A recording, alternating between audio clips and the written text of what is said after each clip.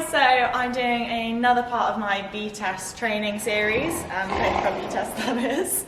Rush isn't that enthusiastic apparently to be our demo horse today. What I'm going to run through today is travelling, what they need to wear when they're travelling, basically. So to start with, you want to think about the temperature. How hot is it today? Remember they're in an enclosed box, so it's going to be hotter. If there's more than one horses, it's going to be even hotter. When they're travelling, they also move around a lot. They balance themselves quite a lot, so they get surprisingly hot. So if you feel hot, they will probably feel extremely hot. So on a day like today, he would travel naked. So then you want to think about what they're going to wear on their legs. You want to protect their legs because, like I said, when they're balancing, they might tread into themselves, they might knock themselves. So there's two real options, well, three. One, they wear nothing. Personally, I don't like to do this, but if you have a young horse that's never travelled before, they might find it way too much having boots on and being in a trailer or a lorry. Second option would be to have travel boots on, and third option would be to bandage the legs. I generally use travel boots, so sorry they're dirty, but this type of thing. Front and back. You can also get front ones that have an extra bit here that covers their knee, which is quite good. So with the front ones, you simply put them on, make sure, try and get them to cover the knee and go down so it covers the white line here. Another consideration that you might want to make is if your horse tends to pull shoes off quite easily, I would travel in overreach, either front two or all four.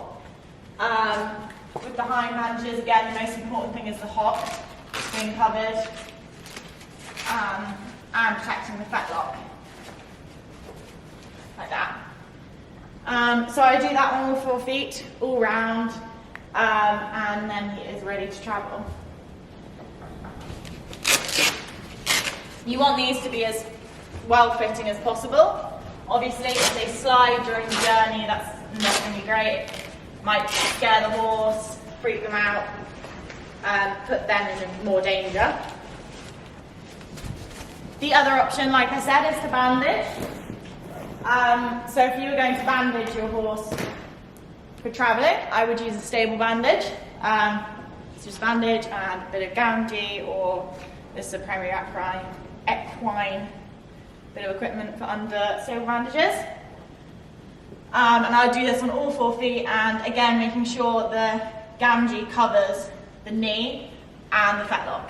And these are the main bits you want to really protect when you're travelling. The risk is that if they lose their balance, they might fall onto their knees and then graze their knees. That wouldn't be good. Or if they're stamping around, you just want to protect all of their important leg structures. So again, you want to do it up nice and securely so that it doesn't slip at all during the journey. Get a good wrap around the bottom, make your V at the front, and then work your way back up. If you're travelling a long distance, then I would put a bit of tape or something around that, because obviously he could knock the Velcro and undo it. The important thing to remember with bandages and boots is if you're travelling a long distance, you need to stop, take them off, let the blood circulate back down to their legs, and yeah, let the blood flow.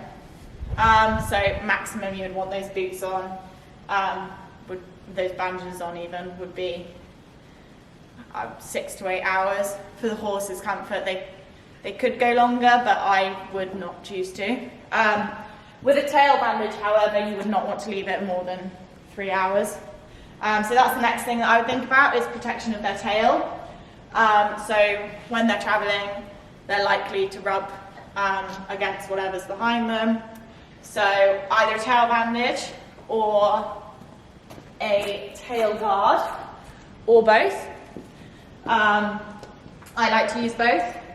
So with the tail bandage, You simply pop it underneath. Thank you, Rush.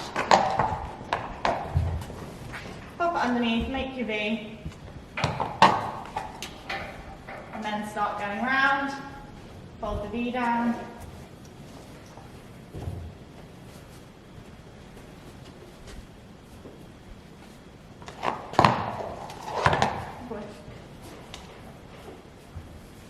All the way down, so just keep going down until you hit the end of the dock. Really be careful that you don't do this up too tight.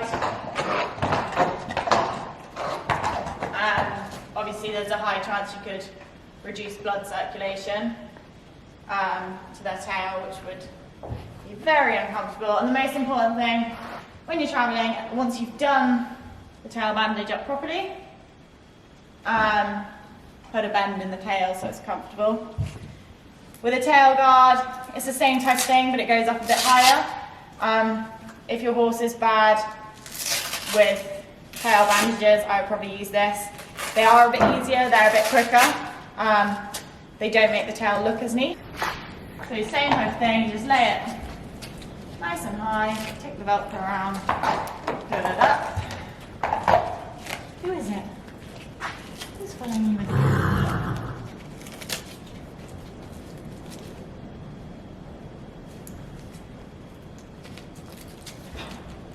Just like that.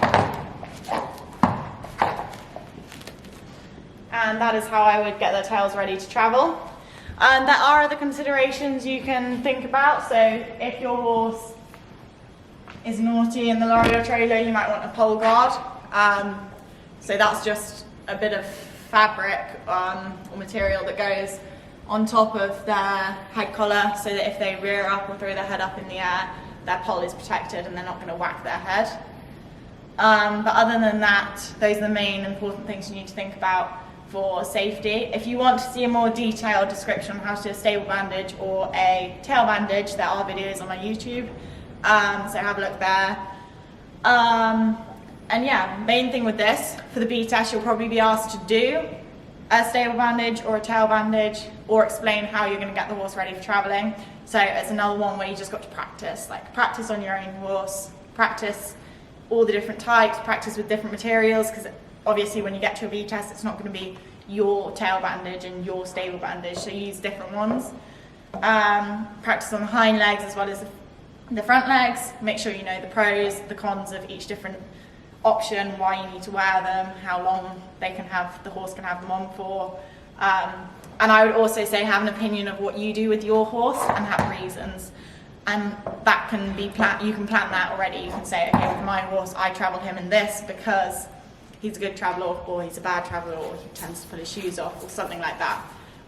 But again, number one priority is horse safety and well-being, and then behind that is their comfort. So again, hope this has been helpful. Let me know if you have any questions, and yeah, let me know how you get on.